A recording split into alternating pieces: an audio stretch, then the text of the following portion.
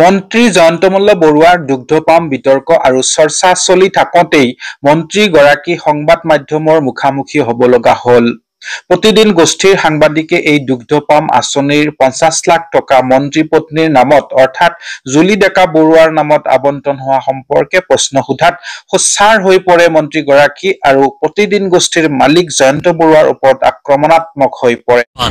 এটা মই প্ৰতিদিনক সুধিছো যে আমাৰ জিএমডিৰ সিও আছে এওঁৰ ওচৰত মোৰ ওচৰত হাজাৰটা তথ্য আছে প্ৰতিদিনৰ মালিকে কিমান ইৰেগুলাৰিটিজ কৰি ঘৰ বনাই ৰাখিছে, বিল্ডিং ল কিমান ভায়োলেট কৰিছে আপুনি বজাব পাৰিব। মই কৈ আছো মোৰ সিও ইয়াত আছে, তেওঁ গোটেই তথ্য দিব আপুনি কিমান বিল্ডিং ইৰেগুলাৰিটিজ বিল্ডিং ল ভায়োলেট কৰি আপোনাৰ মালিকে বনাই ৰাখিছে। নিশ্চয় দিম, আপুনি কেৱল বজাবনে নাই বজাব। সিও সাহেব অল প্ৰতিদিন কা जो है उसका बिल्डिंग का पूरा दीजिए। ইয়াৰ পিছতে প্ৰতিদিন গোষ্ঠীয়ে মন্ত্ৰীগৰাকীক জনালে প্ৰত্যাহ্বান।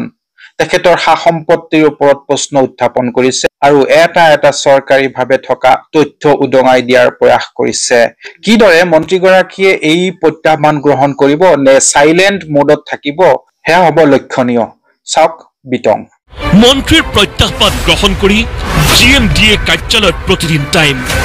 মন্ত্ৰীৰ ভাষ্য অনুসৰিয়ে প্ৰতিদিন টাইমৰ পৰা আমি আহি উপস্থিত হ'লোঁ জিএমডিএত আৰু জিএমডিএত উপস্থিত হৈ আমি সেই যিখিনি তথ্য সেই তথ্যখিনি আমি বিচাৰিছোঁ যে প্ৰতিদিন গোষ্ঠীৰ অধ্যক্ষ জয়ন্ত বৰুৱাই বেআইনীভাৱে গুৱাহাটীত ক'ত কি ধৰণে বিল্ডিং নিৰ্মাণ কৰিছে সেই তথ্য প্ৰতিদিন গোষ্ঠীক লাগে আৰু মন্ত্ৰীয়ে কোৱাৰ দৰে যে প্ৰতিদিন গোষ্ঠীৰ অধ্যক্ষ জয়ন্ত বৰুৱাৰ যি ইলিগেল অৰ্থাৎ অবৈধভাৱে নিৰ্মাণ কৰা বিল্ডিং আছে সেই বিল্ডিং তেওঁ ভাঙিব। গতিকে ভাঙাৰ পূৰ্বেই প্ৰতিদিন গোষ্ঠীয়ে সেই যিখিনি তথ্য সেই তথ্যখিনি বিচাৰিছে জিএমডিএৰ হাতৰ পৰা। আমি আশা কৰিছোঁ যে আজি যদিও নাপালোঁ কাইলৈ পুনৰ আহিব চেষ্টা কৰিম আৰু জিএমডিএৰ পৰা সেইখিনি যি তথ্য সেই তথ্যখিনি আমি লৈ বা সেই তথ্যখিনি পাম বুলি আমি আশা কৰিলোঁ। কেৱল ইমানেই নহয়, পত্নীৰ বিৰুদ্ধে অহা অভিযোগ মিছা আখ্যা দি দুগ্ধ ফাৰ্মত সাংবাদিকক উপস্থিত হৈ পৰ্যবেক্ষণ কৰিবলৈ কৈছিল মন্ত্ৰীয়ে। এতিয়া আপোনালোকে গৈ পেলাই মোৰ ফাৰ্মখন এবাৰ চাই আহিব, মোৰ মিছেছে কি ফাৰ্ম কৰিছে, কিমান বছৰৰ পৰা কৰি আছে, গোটেইটো জানি আহক। অফিচৰ কাগজ পত্ৰ ল'ব, এগ্ৰিকালচাৰ ফাৰ্মিং কৰিলে কেনেকৈ মানুহে সহায় পায় কি সেইবিলাক জানি আহিব, তাৰপিছত নিউজটো বজাব। নিউজটো বজোৱাৰ আগততো মোক সোধা নাছিল। এই প্ৰত্যাহ্বানো আমি গ্ৰহণ কৰিলোঁ। প্ৰতিদিন টাইম উপস্থিত হ'ল ৰঙিয়াস্থিত জুলি ডেকা বৰুৱাৰ দুগ্ধ ফাৰ্মত। কিন্তু নাই, প্ৰতিদিন টাইমৰ সাংবাদিক নিষিদ্ধ মন্ত্ৰী পত্নীৰ দুগ্ধ ফাৰ্মত।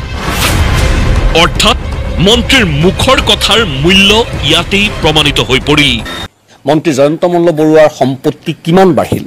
মুখ্যমন্ত্ৰীয়ে কৈছে যে জয়ন্ত মল্ল বৰুৱাই মন্ত্ৰিত্বৰ পৰা ঘৰখন নচলে, ঘৰখন চলাবৰ কাৰণে কেৱল গিৰগাই তেখেতে পালন কৰিছে, ফাৰ্ম কৰিছে, ফাৰ্ম কৰি তেখেতে ঘৰ চলাইছে। এতিয়া 2011 চনৰ পৰা 2021 চনলৈ কিমান সম্পত্তি বাঢ়িল? মই প্ৰথমতে কওঁ এয়া বেলেগ কোনো তথ্য নহয়। 2011 চনত মনোনয়ন পত্ৰ দাখিলৰ সময়ত জয়ন্ত মল্ল বৰুৱাই যিখন কোৰ্ট এফিডেভিট কৰিছিল, যিখিনি তথ্য দিছিল সেয়া আৰু তাৰ পিছত 2021 যিখন মনোনয়ন পত্ৰ দাখিলৰ সময়ত তথ্য দিছিল সেইখিনিৰ কথা যদি আমি চাওঁ তেতিয়াই আপোনালোকৰ চকু কঁপালত উঠিব। প্ৰথমে জয়ন্ত মল্ল বৰুৱাৰ পৰিয়ালৰ সম্পত্তি। নাম জয়ন্ত মল্ল বৰুৱা। 2011 চনত সম্পত্তিৰ পৰিমাণ আছিল 47,34,000 টকা আৰু 2021 হ'লগৈ 397 লাখ অৰ্থাৎ 3,97,99,000 টকা, প্ৰায় 3,98,00,000 টকা। কিমান গুণ বাঢ়িলে আপোনালোকে নিজে এবাৰ ভাবক। তেখেতৰ পত্নী জুলি ডেকা বৰুৱা 2011 চনৰ তেখেতসকলে যিখন শপতনামা দিছিল সেই সময়ত তেখেতৰ ধনৰ সম্পত্তিৰ পৰিমাণ আছিল 14,80,000 টকা আৰু সেয়া 2021 চনত হ'লহি 54,50,000 টকা। তেখেতৰ সন্তানৰ নামত 2011 চনত কোনো ধন টকা পইচা নাছিল, 2021 সেয়া 5 লাখ হ'ব পাৰে, ডাঙৰ কথা নহয়।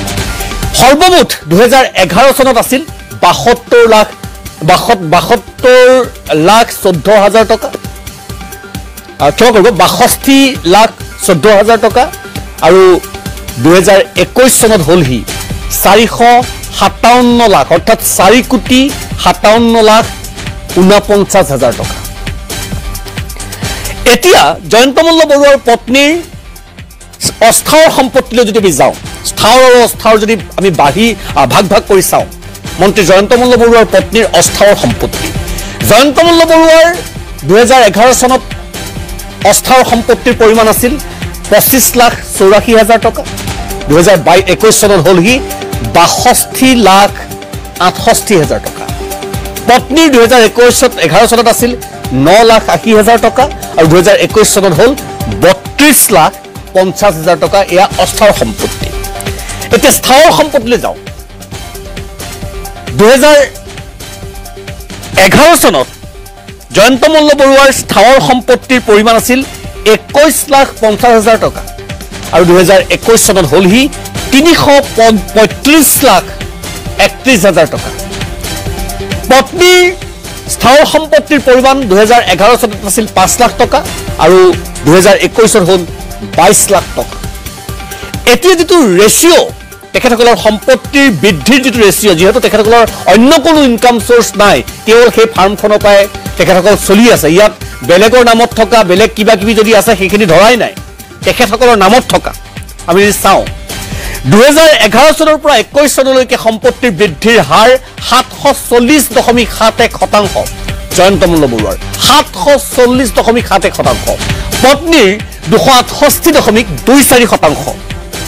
সৰ্বমুঠ পৰিয়ালৰ সম্পত্তিৰ বৃদ্ধিৰ হাৰ 637.37% আৰু বছৰি সম্পত্তিৰ বৃদ্ধিৰ হাৰ পাৰ ইয়েৰ 63.64%, 63.64%। কেৱল গো পালনৰ পৰাই আপোনালোকে ভাবক ইমান লাভজনক ব্যৱসায় কৰি আছে। এতিয়া প্ৰশ্নটো হ'ল, জয়ন্ত মুখ্যমন্ত্ৰীয়ে কৈছে ঘৰখন গো পালনৰ পৰা চলে। জয়ন্ত মল্ল বৰুৱাই কালিৰ দিনটোত কৈছে যে তেখেতৰ কোনো ধৰণৰ ইনকাম কৰিব নোৱাৰে, পইচা কমাব নোৱাৰে। তেতিয়াহ'লে জয়ন্ত মল্ল বৰুৱাৰ আৰু উপাৰ্জনৰ উৎস কি? মন্ত্ৰী হৈছে সেয়াতো তেখেতসকলে পইচা গ্ৰহণ নকৰে দৰমহাৰ বাদে। তেন্তে বছৰি 63.64%, 10 বছৰত 740% এই সম্পত্তিৰ বৃদ্ধিৰ উৎস কি? মাননীয় মন্ত্ৰী জয়ন্ত মল্ল বৰুৱা মহোদয়, আপোনাক প্ৰত্যাহ্বান জনাইছোঁ, এইখিনি স্থিতি স্পষ্ট কৰক। সাংবাদিকক সন্মুখত ৰাখি কোনো ধৰণৰ নীতি নামানি যি ধৰণে কালি আপুনি বীৰত্ব প্ৰদৰ্শন কৰিলে, এতিয়া আমাৰ এই প্ৰত্যাহ্বান আপুনি গ্ৰহণ কৰক। ইতিমধ্যেই বিভিন্নজনে আপোনাৰ সন্মুখত প্ৰত্যাহ্বান দাঙি ধৰিছে যে গীৰ গাই ক'ৰ পৰা আহিল, আপুনি সেয়া ৰাজহুৱা কৰক। আমাৰ প্ৰত্যাহ্বান, আপোনাৰ লোকচান হোৱা সেই ফাৰ্মখনৰ বাদে কোনো উপাৰ্জনৰ উৎস নাই। তাৰপিছত 10 বছৰত 740.71% সম্পত্তিৰ বৃদ্ধি কেনেকৈ হ'ল? কি আলাদিনৰ আচৰিত চাকি আপোনাৰ হাতত আছে যে বছৰি 63.64% সম্পত্তিৰ বৃদ্ধি আপুনি কৰিবলৈ পালে? এইখিনি কথা ৰাইজৰ কথা, এইখিনি কথা বিভিন্ন সাধাৰণ লোকৰ কথা। ইয়াৰ পিছত এই গোটেই প্ৰক্ৰিয়াটোক লৈ ৰাজ্যিক বিজেপিৰ সভাপতি দিলীপ শইকীয়াও যেন কিছু পৰিমাণে অস্বস্তিত পৰিছে। আজিৰ দিনটোত দিলীপ শইকীয়া ডাঙৰীয়াই সাংবাদিকৰ সন্মুখত কি কৈছে? ক'ব লগা হৈছে জয়ন্ত মল্ল বৰুৱাৰ পত্নীৰ ৰাজ সাহায্যক লৈ দিলীপ শইকীয়াৰ মন্তব্য। চাওক, যি লিষ্ট ওলাইছে ময়ো নাজানো এওঁলোক আচলতে বেনিফিচিয়াৰী হয়নে নহয়।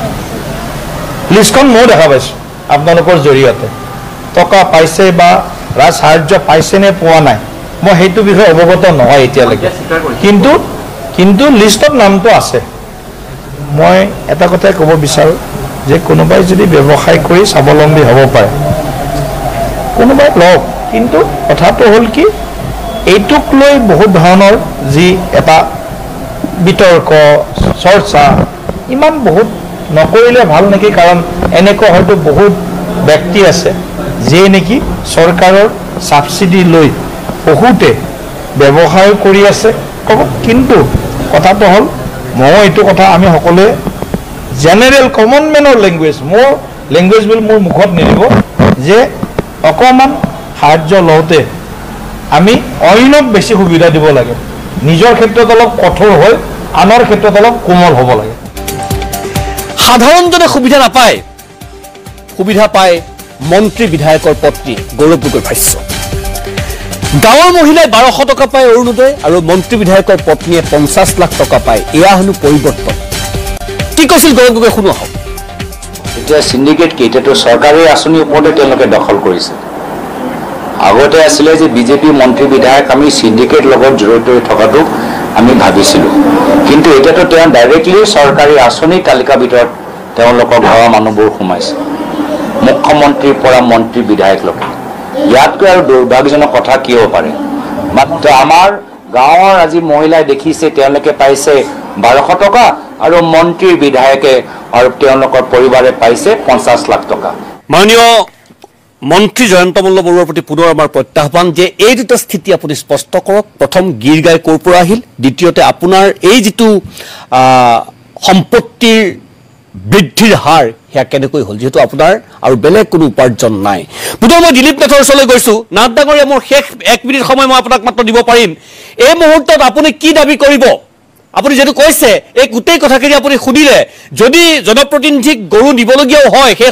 উপায়ুক্তই কোৱাৰ দৰে নিশ্চয় সেয়া বিজ্ঞাপন দিব লাগিব যেহেতু চৰকাৰৰ ধন ৰাইজৰ ধন কাৰোবাৰ খেয়াল খুচিত কাৰোবাক হস্তান্তৰ কৰিব নোৱাৰে কোনো ধৰণৰ বিজ্ঞাপন নিদিয়াকৈ কোনো ধৰণৰ কথা বতৰা ৰাজহুৱা নকৰাকৈ দিয়া হৈছে আপোনাৰ শেষ মন্তব্য দিলীপ নাথ ডাঙৰীয়া